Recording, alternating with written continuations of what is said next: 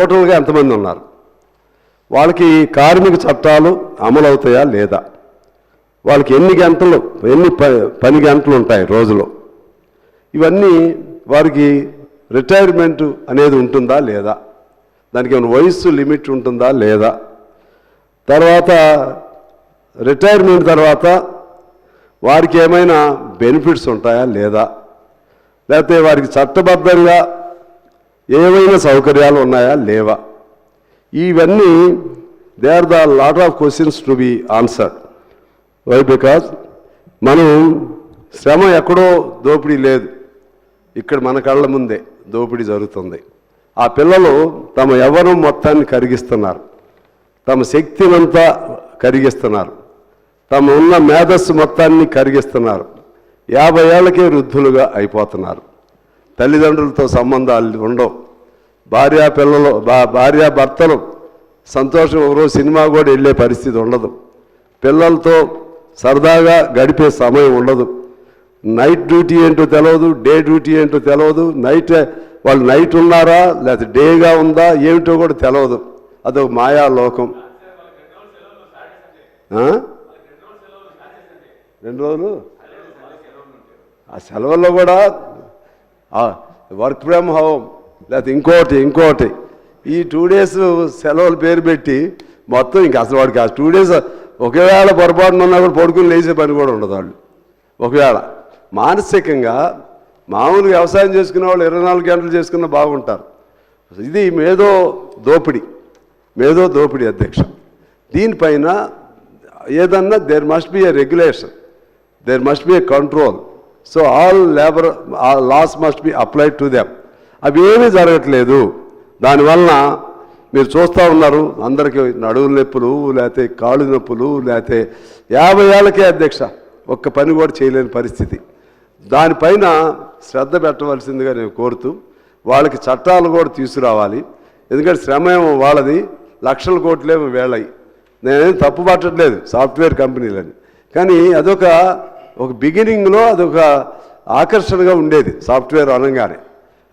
రాను సాఫ్ట్వేర్ అనేది ఒక శ్రమను, వాళ్ళకున్నటువంటి మేధస్సుని, వాళ్ళకున్న శక్తిని, యుక్తిని మొత్తాన్ని కూడా దోపిడీ చేయడానికి ఒక సాధనంగా అది తయారైందని చెప్పి నేను మీ ద్వారా తెలియజేస్తున్నాను అధ్యక్ష. దానిపైన కొద్దిగా మన ప్రభుత్వం ఒక కంట్రోల్ తీసుకుని వస్తే మంచిది.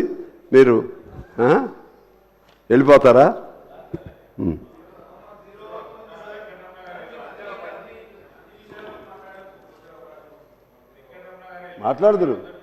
మాట్లాడండి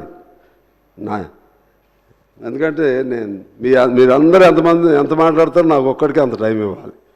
ఎందుకంటే నేను ఒక్కడనే ఉన్నా, మరి అందరి సమస్యలు నేనే మాట్లాడాలి కదా. మరి ఆయన సౌహృదయులు కాబట్టి మీరైతే అసలు మాట్లాడించేవాళ్ళు కాదు, నాకు తెలుసు. అదే బీఆర్ఎస్ అయితే ఒక్క నిమిషం కూడా నన్ను మాట్లాడించేది కాదు, తీసుకెళ్ళి లోపల బయట వేసేవాళ్ళు. మీరు మిత్రపక్షం ఉన్నా మీరు మాట్లాడారు. మిత్రపక్షం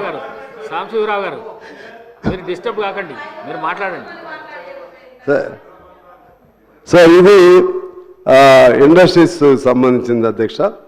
ఇక రెండోది ఈ బీసీకి సంబంధించింది కూడా ఇవాళ ఉంది కాబట్టి దానికి సంబంధించి దానిలో నేను చూశాను, వాళ్ళకి ఆత్మగౌరవ భవనాలు ఏదో పేరుతో పెట్టారు. ఏదన్నా ఈ 3 జిల్లాల్లోనే ఉన్నాయి అధ్యక్ష. వాళ్ళ కులానికి సంబంధించిన అసలు కులాలు, బీసీ కులాలు చాలా ఉన్నాయి.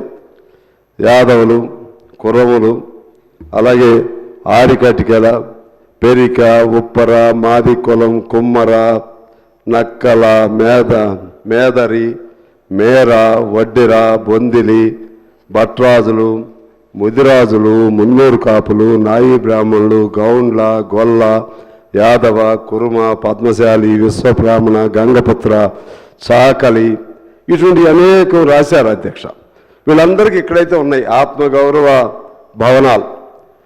నా రిక్వెస్ట్ ఏంటంటే వాళ్ళందరూ వచ్చి ఇక్కడేమి ఉండరు, ఇక్కడ వాళ్ళకి ఇక్కడ ఉపయోగపడుతుందేమో అని. ప్రతి ఊరిలో కూడా ఇవాళ కుల చైతన్యం పెరిగింది. మాకు ఒక స్థలం ఇవ్వండి అని ఎమ్మెల్యేలను అడుగుతూ ఉన్నారు, మా కులమో లేకపోతే వాళ్ళ ఆఫీస్ పెట్టుకోవడానికి. అందుకని ఎట్లయినా ఇంత ఖర్చు పెడుతున్నారు. ప్రతి నియోజకవర్గంలో ఒక కేంద్రం ఆయా కులాలకి కొంత స్థలం చూపెట్టి ఆ విధంగా ఏర్పాటు చేస్తే బీసీలకి ఆత్మగౌరవం, వాళ్ళు ఇక్కడి వరకు ఆత్మగౌరవాన్ని తీసుకుని